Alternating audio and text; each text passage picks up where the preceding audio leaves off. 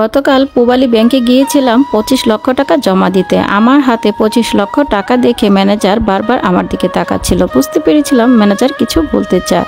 যাই হোক, একটু পরে বলেই বসলেন, আপনি যদি মাইন্ড না করেন তাহলে একটা কথা বলতে চাই।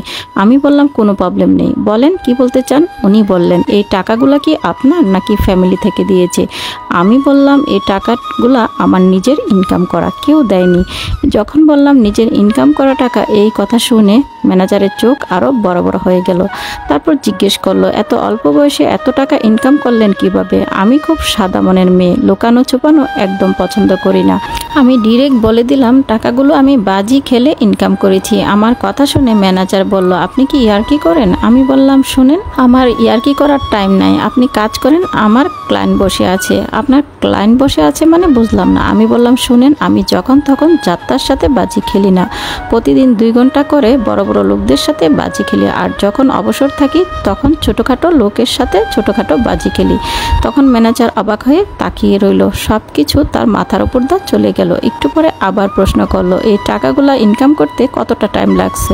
তেমন বেশি না, 2 বছর। এটাই বললাম, 2 বছর? কি বলেন? এই 2 বছরে 25 লক্ষ টাকা আপনি ইনকাম করছেন? আপনি 100% মিথ্যা কথা বলতেছেন। এখন তো আমার মেজাজটা খারাপ হয়ে গেলো এই কথা শুনে। আমার প্রফেশনকে কেউ অসম্মান করলে আমার খুব রাগ হয়। আমি ম্যানেজারকে বললাম, আপনি খেলবেন আমার সাথে বাজি? ম্যানেজার বলল, হ্যাঁ খেলবো।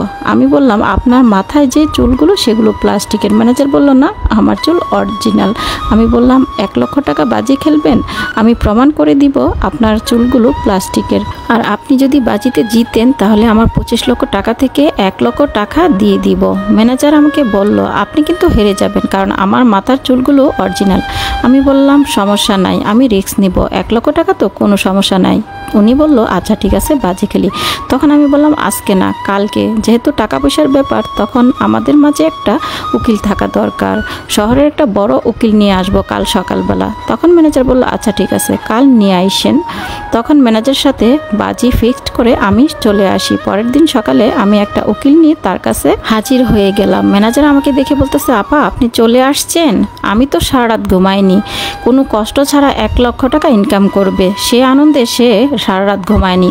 আমিও বললাম, আমি প্রস্তুত, আমি গেম খেলা শুরু করে দিই, আমার হাতে তেমন সময় নাই।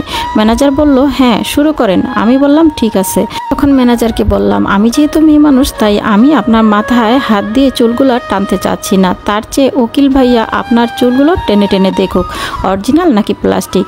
উকিল গিয়ে ম্যানেজারের চুল টানা শুরু করলো। এমন জোরে জোরে চুল টানলো যে ম্যানেজার কোনোভাবে সহ্য করতে পারছিল না।